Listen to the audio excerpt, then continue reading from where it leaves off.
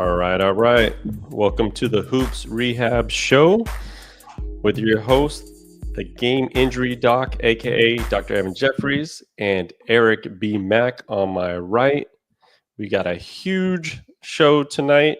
A lot of things happened in the NBA. We had some good basketball on the Boston Celtics game with the Knicks, but some unfortunate news with Jayson Tatum that we'll get to. But what a night in the NBA. How you doing, Eric?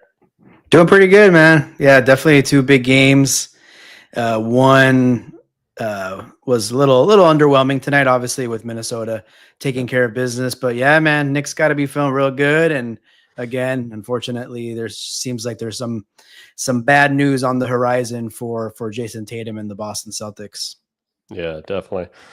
All right. So as always, everybody, follow our social media platforms. Our handles are at Game Injury Doc and at Eric B. Mack on all the social media platforms, and as well as the Hoops Rehab Show, which is on YouTube and Instagram. And then last but not least, please follow, share, download, like, comment, rate, all that good stuff with our Apple podcast and our Spotify podcast. And this show, after the live, will be uploaded and made into a pod in case you missed the live show or missed any portion of it. We got you. But let's get it cracking with the first game of the night, the Celtics and the Knicks. What did you see from the Knicks and what did you see from the Celtics kind of going forward with this game? I got to say one thing. OG Anunoby. If you guys were listening last night, we said we needed a big game in terms of from the Knicks from him. We even said that if he gets 20, the Knicks should win the game. And what's funny is he got exactly 20 points. But now, in all seriousness, yeah, they obviously needed his offense, but a little bit better of a start from the Knicks today.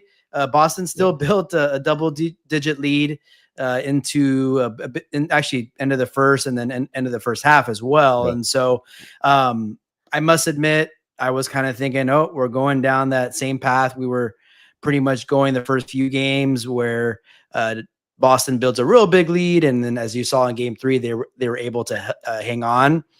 But man, Jalen Brunson carried his team, put his team on his shoulders. Yeah. The third quarter really was really changed the series, changed the season of the New York Knicks. And that's where obviously they made a big comeback. And then, I think we talked about it. We said, if it's a close game at the end, the Knicks have proven they could beat the Celtics in a close game. And so that's what they did. And of course there was an injury that, played a factor as well, but I think Knicks were up by 7 or 9 by that point with a couple of minutes left. So probably would have taken it anyways. But what did you see on this big night for the Knicks? Yeah, I like what I saw on the Knicks. They were able to withstand Boston's kind of offensive prowess in the first half, and really went to halftime only down by 11, which they seemed like they probably should have been down by more. And then really came out in that third quarter and really kind of took it to them and showed that they had to get one, right? And like we said last episode, and what I was talking about, they have to play like it's their game 7. Because I thought if New York lost that game, there's no way Boston would be losing that series, right? So now New York goes up 3-1. Obviously, there's some more concerning factors with Jayson Tatum. We'll kind of get into in a little bit. But overall, their stars played well. Cat played well. Jalen Brunson played well. And like you said, get me 20 from OG Anunoby. And he did exactly that. And if you're getting, points from players like him, Bridges, Hart, like just getting everybody involved, then the Knicks are a tough team to beat. And they truly have been a better defensive team in these playoffs. And I think Mitchell Robinson has done a good job helping off the bench and really being a big factor with that as well. So I like what I saw of the Knicks. And man, Eastern Conference, who would have thought? Indiana Pacers and the Knicks are up 3-1 on the 1 and 2 seeds. Yeah, man. If I mean, we obviously they're up 3-1, as you said. We expect them to move on. It's kind of like the '90s all over again with these two potentially battling in the Eastern Conference Finals. And so, yeah, Knicks. Karl Anthony Towns provided a big 23 points.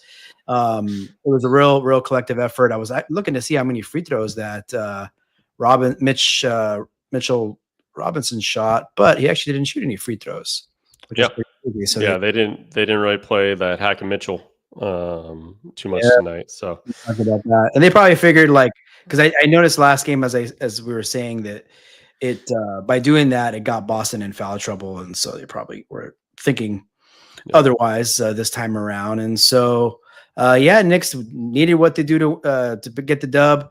So they won those first two games. They were obviously a little bit fortunate, but that's why you win those first two games. It's huge, especially on the road, because as we've said, you technically just need to get one of your two home games, and you really, really put a stranglehold on this series. And so if it was a healthy Boston team, I would say, let's not obviously put them to bed yet. But obviously with Jayson Tatum's injury and just the psyche of the team, I would imagine that whether if it's 5 or 6, the Knicks will be moving on to the Eastern Conference Finals. Yeah, it just whenever you get the 3-1 deficit, right? I mean, there's only been 13 teams that have come back from a 3-1 deficit, and they also were a team that lost 2 games at home, right? So things are stacking up not well for the Celtics. They still have a lot of talent on that team and a championship team, but losing Tatum is just devastating. I mean, he had 42 points tonight before he went down with his injury, and to me, it's just sad to see just players like this kind of going down. And 27 years old, right? So it's tough to see somebody in his prime, in his game, just coming off a championship and just not having healthy players in this playoffs is just not fun. Obviously, look at the Warriors and Steph. That's not fun without him. They haven't won a game since he's been injured, right? So it's devastating news. But the Celtics, all they can do is kind of rely on some of their championship experience. I'm sure the coach will try to motivate him as best he can. I'm sure that locker room was not a fun locker room tonight. And, all's the best to them, right? Yeah, I mean, of course, when we say I just thinking I can't remember a playoffs, and there probably was some out there where just such key injuries to teams that really have finals championship aspirations. Obviously with Boston and Golden State, and then to a lesser degree Milwaukee definitely was in the running for at least going on a run, and then we know what happened with Dame with an Achilles injury. So there's been some big ones that are just really kind of just playoff changing type injuries, and it's giving some 100%. Hope to some other teams. I mean, selfishly as a Laker fan, I just keep kicking myself because Lakers really could have made some noise, and you look at it, you're like, damn, we would have played a New York or an Indiana in the finals. Not that it would be easy, but I think you get my point. But yeah, man, it's pretty crazy to see everything that's been going on in these playoffs. Sucks to see. So that brings us to our next segment. Something happened today, and that obviously has to do with Jayson Tatum. As soon as the injury happened, I obviously had to rewind kind of the play because it just looked like he was in so much pain. So I was trying to figure out if he sprained his ankle or if anything other was going on. Kind of was able to kind of see what position he was. Did not look ideal, like the original thought process for me, because the way he had to step back and then immediately just kind of gave up his right leg and then went to the ground and was in pain. But as soon as I was able to see the back version of that play, and you can kind of see when his foot steps on the ground and he goes into plantar flexion and his heel drops, and then you kind of see a little bit of reverberation, a little vibration up the calf. And unfortunately, those are typically signs of Achilles rupture, Achilles tear of the tendon. And, obviously they haven't confirmed it tonight. They said that he's going to get an MRI tomorrow. But from all news so far, Brian Windhurst reported that the Celtics locker room was just completely silent, like the most quiet it's ever been this whole season. Obviously, it was a big loss for them to go down 3-1, but besides that, it's just like, emotionally for them that this is potentially a pretty serious injury. So he will get an MRI to confirm, or, the hope would be somehow it's not officially torn. However, I will say with Achilles tendon injuries, right away. It's kind of what I talked about with Dame. Sorry, with Damian Lillard is there's a Thompson test. You squeeze the calf, and if the foot does not go down into plantar flexion, the Achilles is essentially gone. So more than likely, they have a pretty solid idea. The MRI is just for confirmation to see how bad the tear actually was, if there's some fiber still left. However, even if that's the case, they're more likely would have to repair it. So it does not look, I'm not too optimistic, unfortunately, about this injury. I hate to see it. We're hoping for Jayson Tatum. We're praying for Jayson Tatum. Hopefully it's nothing like that. But unless the video is lying, it seems like a very unfortunate injury.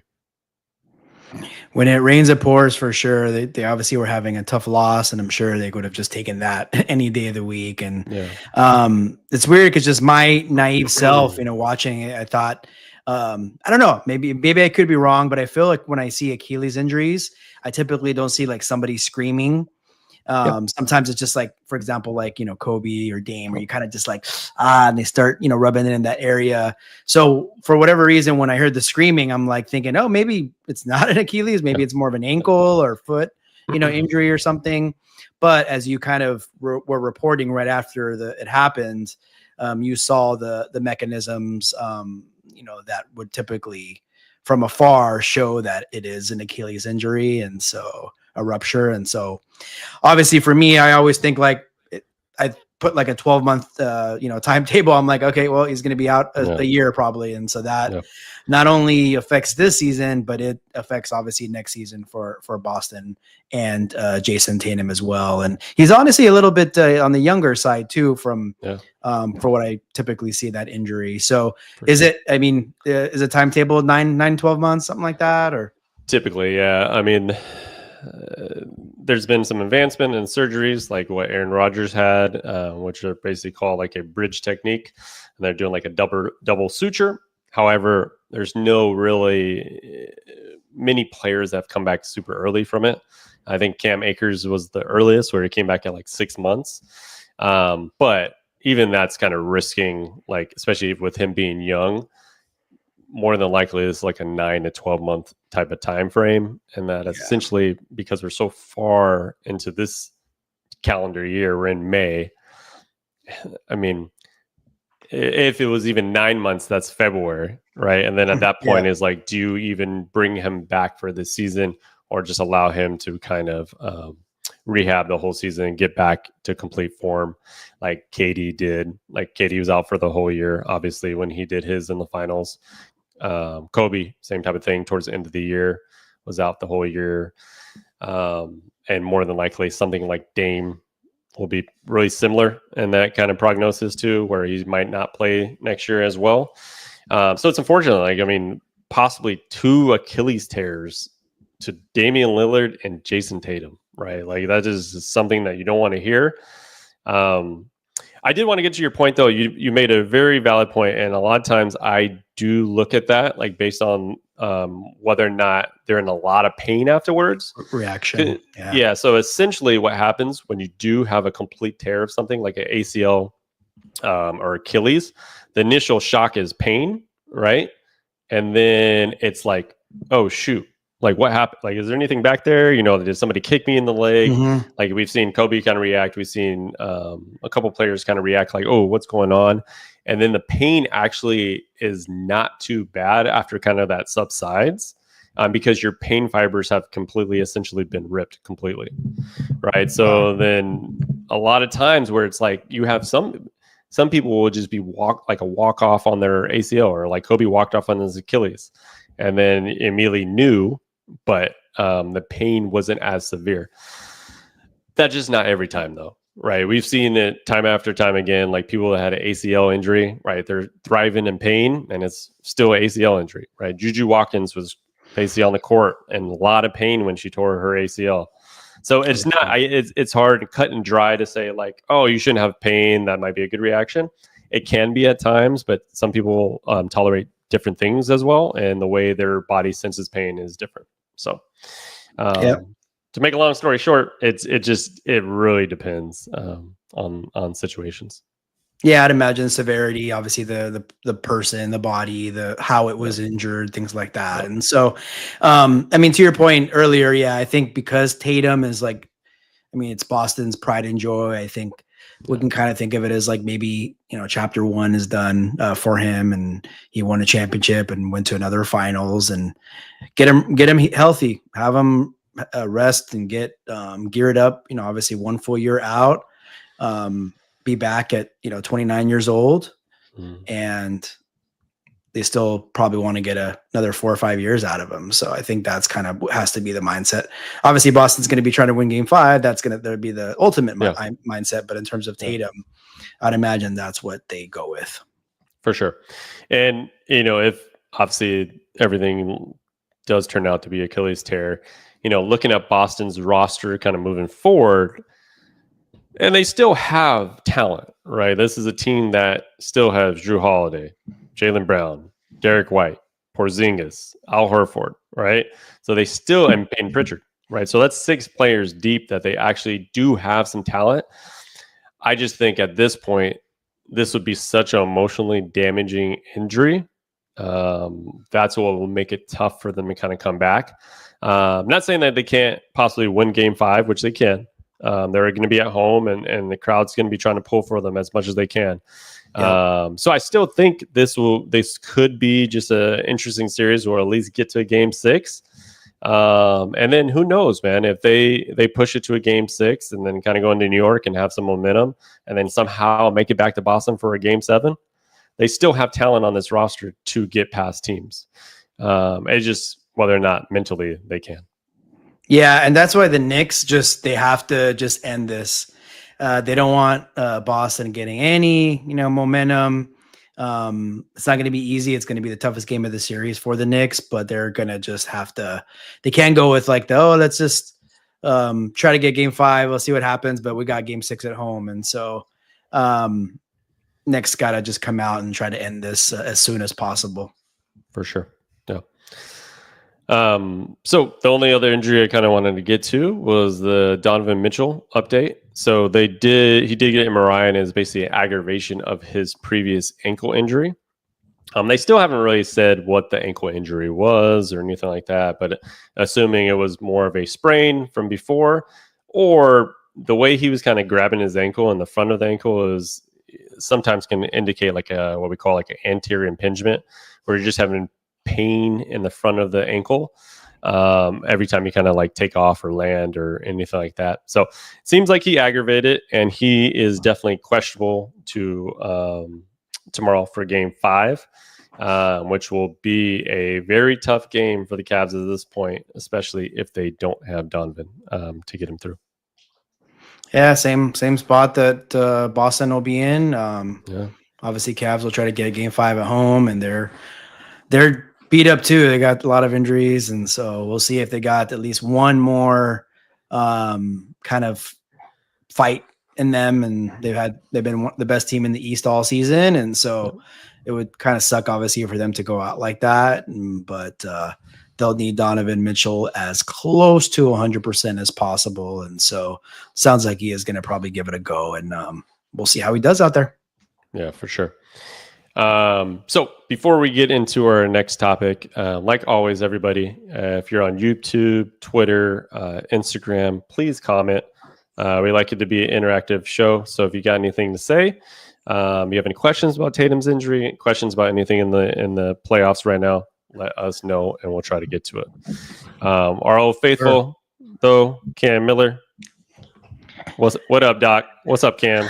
What up, Cam? East Coast life. Big game for you tomorrow with the Nuggets, so we'll be thinking about you there. So let's get into our last game of the day, which was turned out to be a dud. The Timberwolves went into Golden State and handled their business. And now the Warriors are down 3-1, and they have lost every game that Steph Curry has been out. So obviously their team is different. What'd you see tonight, Eric? I kind of saw what I thought I was going to see. Warriors are battle tested, and they're going to really battle and they did in a couple of games this series. Obviously, game one, they won without Curry for most of it. But sometimes when you lose a player mid-game, it's hard for the other team to really make adjustments. And they obviously game plan for Curry to be there. And so I think you're just seeing at this point a more talented, better, bigger, deeper, badder team is just kind of taking out the obviously the Warriors.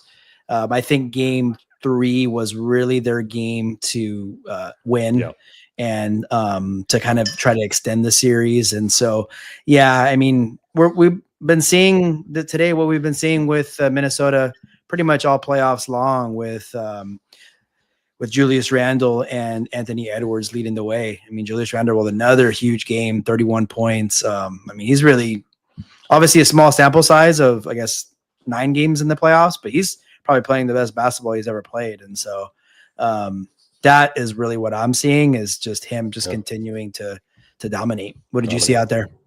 Yeah, same with Randall. I mean, 31 points right after coming through with 20 something in the previous game.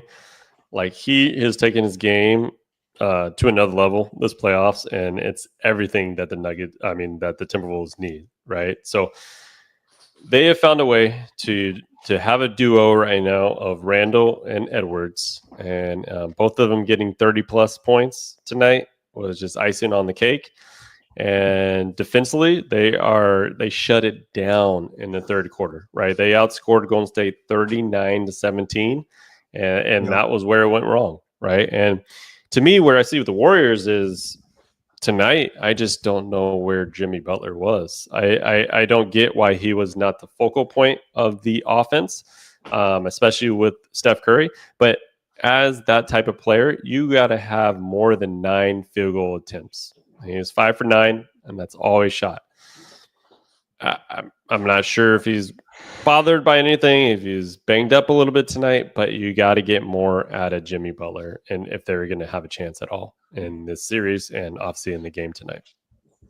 Yeah, nine shots is something else, and I mean we talked about it where he really fit in with this team because he just had to fit in. He had to be that defensive stopper, pick his spots on offense. But with Curry out, he's really had to pick up the load on that side, and it could be weighing on him a little bit. I know we talked about him doing this before with a couple of Miami Heat teams, but one, it's been a couple of years, and 2, that was against Eastern Conference opponents, and it wasn't what you notice is when Miami made it to the finals and they played the West, it wasn't nearly as much success with Jimmy Butler and the others, right? And so I think he's just seeing that firsthand playing against the West. And so, I don't know.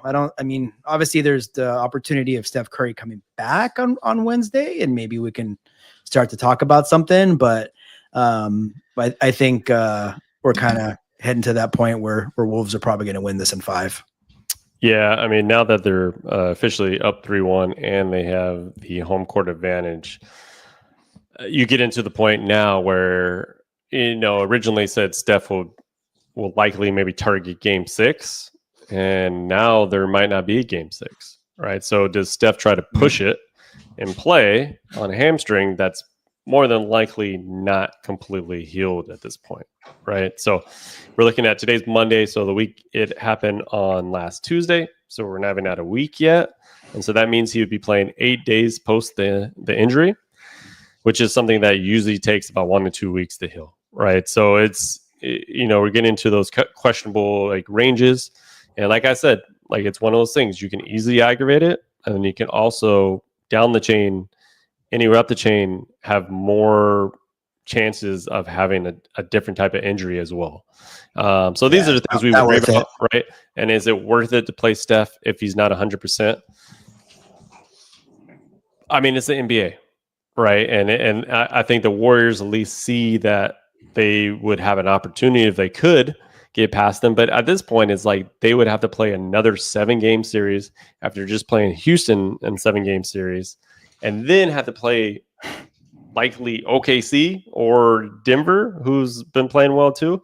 So it's either way, like even if Steph comes back for game 5, we're talking about how hard this series will be for them to win. I know they don't have that many, when players are getting older and they look at opportunities and they kind of see what's going on in the East Coast. Hey, it might be, it's time to go. Like, let's win 3 games and let's make it to the next round, and we'll figure it out by then. So we'll see if he gives it a go. I just think that it'll be questionable at best, regardless.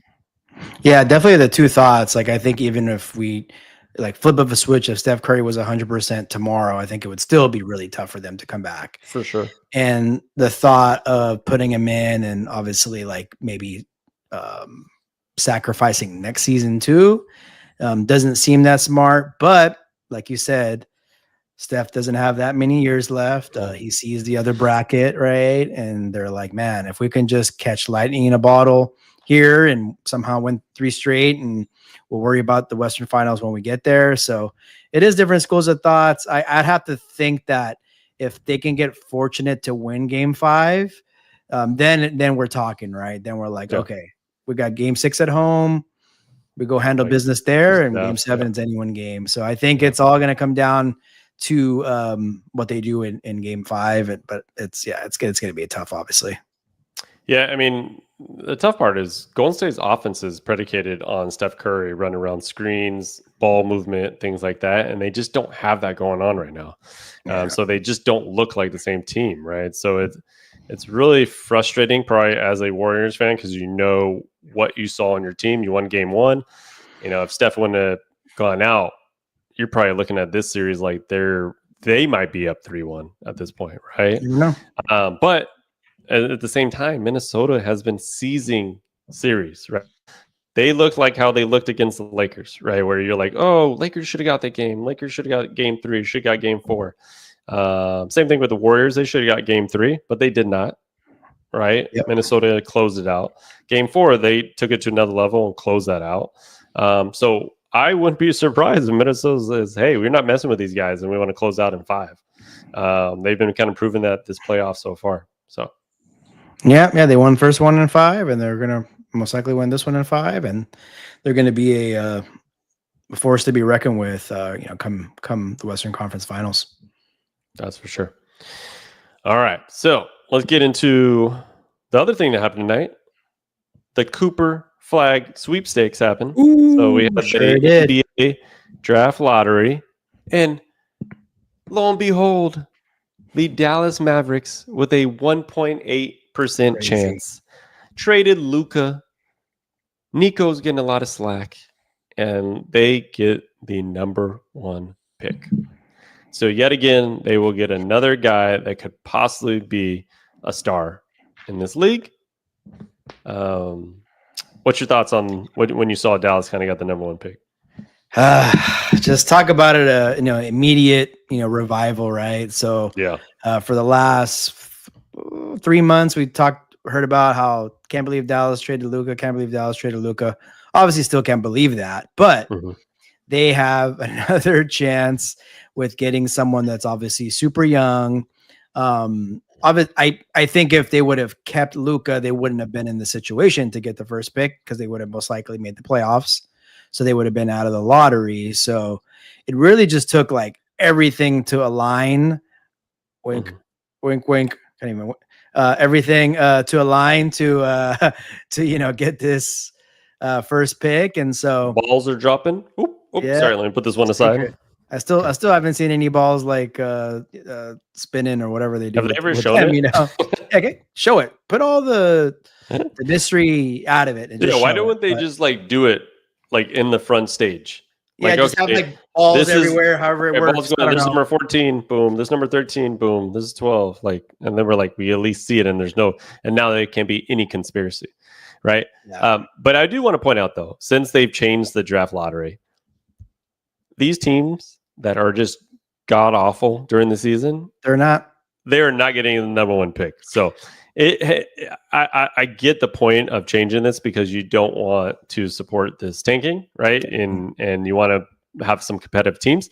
However, at the same time, these teams can't get better because they are not getting good players either, right? And I So wanted somebody in the East to get him. I mean, come on, let's get some you know what I'm guys going to saying? the East, man. Yeah. It's a So geez, here comes another freaking. I mean, Dallas I expect to be good anyways, yeah, but yeah, good point. I was actually going to pose a question to you.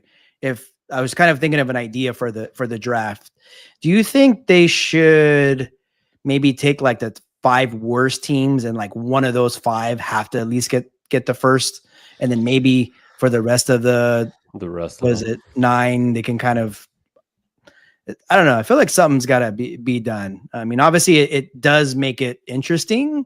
Yeah. It makes it exciting, but I don't know. What do you think? Do you think that's something they'll eventually look at? Yeah, it's interesting because what the NFL just does it based on your record, right? Yeah. So there's a lot of parity in the NFL because like you can go from the worst team to one of the top teams, right? Just by getting somebody that is going to be a game changer, right? So like, look at Washington. They got Jaden Daniels and they picked right and they have turned their franchise over. So I don't know. I don't know if you need to necessarily do that. I do enjoy the competitiveness that it's brought to the NBA, and you got some bottom feeders, obviously, but like even with being in contention for the play-in, teams are playing longer into the season and not completely Tanking. sucking, right, and tanking. So I like that part about it, and to me, to be honest, I mean, I want my superstars to go to some big cities anyways. Like, I don't know, like if the Lakers were in it and somehow they got the number 1 pick and we got Cooper Flag, are you kidding me? And you had a 1.8 chance. It's great. It's great for the NBA. So I kind of like it the way it is right now. I just think we should see the lottery in public versus kind of being behind the scenes there. Yeah, I mean, a guy like Cooper Flag, I think he was going to be a good player, is going to be a good player, but obviously being in like a better organization historically, like Dallas versus like the Hornets, I think it's obviously better for his career overall. It's just sure for us, like West, us Laker fans or anybody that's in the West, you're like, damn, like let's spread some of this like wealth to the other conference. But hey, that's why he still gotta go out there and play. I know he's like a shoe-in basically to be really really good, but obviously he still has to go out there and do it. But yeah, man, it's crazy to see. Go ahead. No, you're good. I was gonna say, what do you think of the pairing, the 3 together, when eventually Kyrie gets healthy? But Kyrie, Cooper, and AD together, and then obviously still having Clay and some other players there. I forgot about Clay too. Yeah, I mean they obviously have like a logjam of big guys there, so we'll as a Laker they're gonna have to trade. They're gonna have to trade some of those big guys. We'll take them. We'll take them. We'll take one. Derek Lively seems like a nice young player. Yeah. Taking him. So yeah, I mean they're in different. Like Kyrie and AD are in different points of their career than Cooper Flag, and so I guess that we'll see it in terms of like how that pans out because Kyrie is going to be out a lot of next year, and so I don't know. I mean, obviously, I think the good thing is for Cooper is he can kind of like just settle in more than just being the guy at first, and so for sure. Now, I know I've heard some rumors that Nico wants to go after another star. So do they dangle this number 1 pick to get? I mean, I think if I'm a Mavs fan, I think I would lose my stop with the trades, please. I would lose my shit completely. But I know they've been talking about having like KD or Devin Booker, players like that, right? Some of that like magnitude. But like, could you imagine if Nico like they get the number 1 pick and then he's like, nah, I'm trading it. Like it's like you're about to get a 19-year-old stud, and then you're like, no, I'm trading this guy. So I hope that's not the case. I would imagine that would not go well for Mavs fans to get somebody like a KD or something like that. I mean, I don't think you would have to give him another 1 pick to get KD. So that's different. Yeah, no, yeah. I mean, the way they showed the Dallas brass, they're front office, they were pretty excited when they got the first pick. So yeah, it would be it'd be kind of funny. Obviously, I just spoke about, you got Cooper Flag and you got guys that are kind of like in a different part of their career. So that would make maybe a Nico kind of try to, maybe think twice, maybe a Giannis or something. But who did you say? Giannis. So now that's the type of player that can be traded for like a number 1 pick, right? So yeah, that's what I'm saying. If all of a sudden you're pairing AD, Giannis, and Kyrie, if you want, I'm gonna take my hands off that. I'm just saying. Yeah, that would be interesting to see. It would be. But anyways, nonetheless, we'll kind of get into that in the summer. But for right now, Cooper Flag is more than likely heading to Dallas. Yeah, man, crazy. I would have if San Antonio would have got him, I would have lost my. Oh yeah, I thought it was like they were coming close to that, because that would have been amazing pairing to have him, Wemby, and De'Aaron Fox there, and Stephen Castle. I mean, gosh, they would be basically like the next OKC. I would imagine. Yep. But yeah, they're going to be good regardless, because I think there's Ace Bailey, who's a pretty damn good player too. I think is another. There's some other players out there too, but he's probably going to be closer to number 2. So yeah, he seems to be like the consensus number 2. So they'll get a nice. Yeah, exactly. But they'll get a nice player. Definitely. All right, so let's get into our last segment and just kind of preview tomorrow's games. We got the Nuggets and the Thunder in Game 5, which is, like I said from the get-go, I think that was going to be our best series in the playoff, and it's the only series that is 2-2 at this point. Mm-hmm. So who do you got in this game and why? I gotta go with OKC because one of the reasons is because they're at home, crowd's gonna be going nuts. But the main reason is because, as I mentioned on the show yesterday, last season, same thing. They won Game 4 on the road, had a stinker in Game 5 at home, and so I see them not wanting to duplicate that. And I see that the rocking crowd is going to lead them to a Game 5 victory. What about you? So we talked about yesterday. This is the first 4-game stretch for the season for Joker to have 6 assists or less. Mm-hmm. Also, what I heard today was this is his worst 3 games field goal percentage of his career in a row. So I think Joker is breaking out of that slump, and he's going to have field goal percentage above 50%. He's going to have above 10 assists and more than likely a triple-double, and the Denver Nuggets go into OKC and get Game 5. That's my prediction. I think they are going to figure out what OKC is doing to Jokic and try to create some schemes to allow him to be his normal playmaking, facilitating self. So, yeah, like he's had a rough 3 games, and it's really natural to think like he's probably not going to have 4.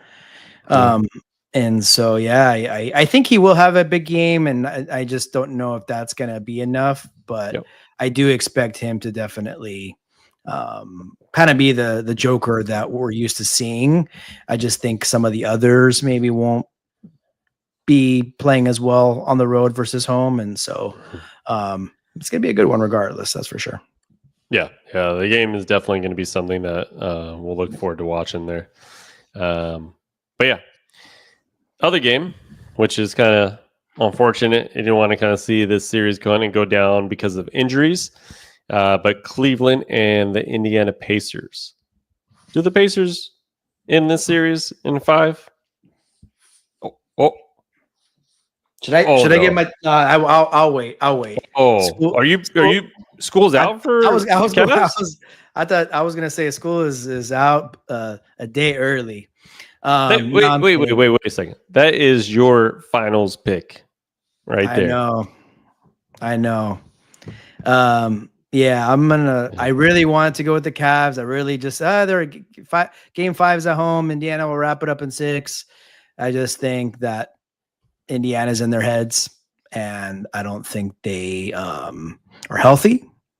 And so I got to say, I think I'm ready to see this 90s throwback Indiana and New York sooner than later. And kind of want this matchup set. So yeah, I see them winning it tomorrow, going away. Yeah. Yeah, it depends on how much Donovan Mitchell can actually give if he plays, number one, right? If he doesn't play, I don't see the Cavs winning that game. But if he's able to, more than likely take something to play, or at least get rid of his pain, and give it a go, and he's his usual self, I can see the Cavs at least winning game 5 and push into a game 6. I was just trying to think of, like, out of all these teams that are 3-1, right? There's probably going to be one of these series possibly could go to at least game 6. And out of these series, all 3 of them actually have pretty major injuries, right? The Tatum on is bad, Steph is bad, and then obviously Donovan. Pretty crazy. He's been playing and hasn't been able to go. So that's obviously one of the moral around the story is why they're down in these series. Mm-hmm. Out of those 3 series, do you see any of them pushing 6 or 7? I would. No. I mean, maybe Boston going 6. It's possible. Yeah. But I just think the psyche of the team might do them in. And I mean, obviously, when you have game 5 at home, you do have opportunity there. It's your last hurrah, and so you have seen it where a team may not give it their all in that game because they got that game 6 back pocket at home. We saw Warriors do that last series against Houston. So it's possible, but I think the writing is on the wall as far as, like, what's going to ultimately happen. Yeah. Yeah. I think one of these series will get there. 7. I feel like I still can't count the Warriors out, but the problem is if Steph's not playing, they're not going to win. So it's really dependent on that. Obviously, I'm not with the Tatum injury. It's going to cause a whole different kind of thing in Boston there. They still have the talent to push it to a game 6. So I could see them at least winning that game 5 and creating some sort of momentum to go into game 6, just because they do still have talent. And then the Cavs just look like, especially on game 4, they just, even before Donovan went out, they were already getting worked, right? So that was just a weird game to see, even with Donovan Mitchell in the first half. They were getting whooped in that game. So he played the first half. So doesn't look positive. Can you put what Cam said there at the end about they played 7 games in 12? So thanks, Cam. I appreciate it. So they played 7 games in 12 days. Tell the NBA to fix the schedule. I think great point, Cam. But that's the thing, when you go to a 7-game series, right, and you jump into another series, that's just how it goes. Yeah. Obviously, you gotta advance and you gotta survive and advance. That's the number one goal. But when you go 7 and you play 2 days later in game 1 while you're playing a team that just swept the series, that's unfortunately part of the deal here with the playoffs.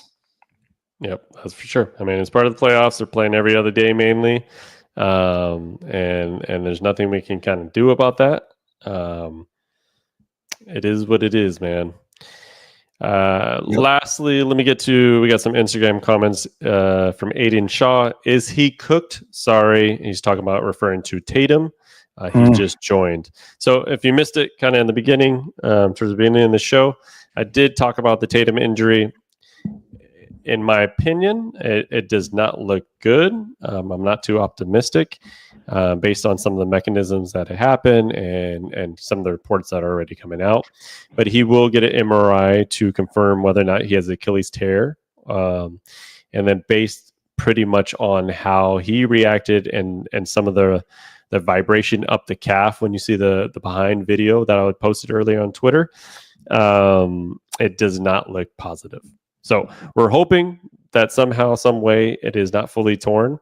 But even if he had a partial tear only, he will not be playing in this series and probably more than likely not in the rest of the playoffs. So either way, it does not look good for Tatum. Yep.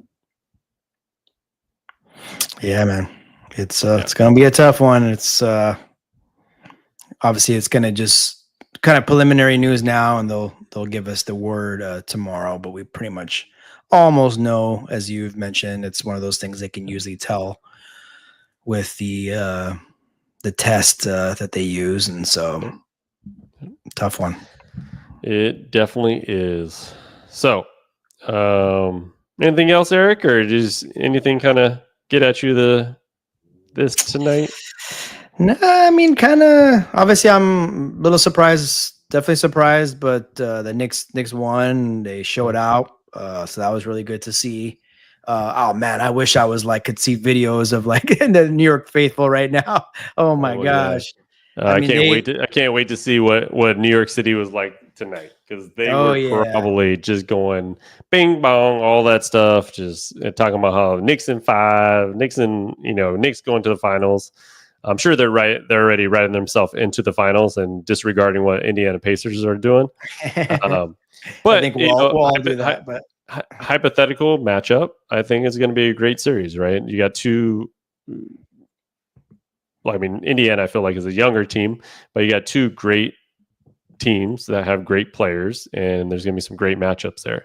And then when you think about the 90s, Spike Lee, Reggie Miller, right? So and those are some good series, and maybe they'll bring some of that rivalry back if those two teams make it.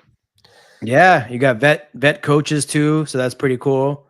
Obviously, with Tibbs and Rick Carlisle, some guys that have been around for a long time and kind of hard-nosed guys, right? And so I think they'll have their teams ready. And I know we're already kind of doing the Eastern Conference Finals preview, which we won't quite get there yet because it's not over. And not over. It's not over. So that's why I said hypothetical. Hypothetical, happens, but right? It would be cool to see. But yeah, no, that's pretty much it. I think, obviously Minnesota, not surprised that they have a stranglehold of the series now. As the series has gone on, they've kind of figured out what Golden State is doing without Steph. And then, obviously the big news, Cooper Flag is almost a Dallas Maverick, which is just insane, man. Yep.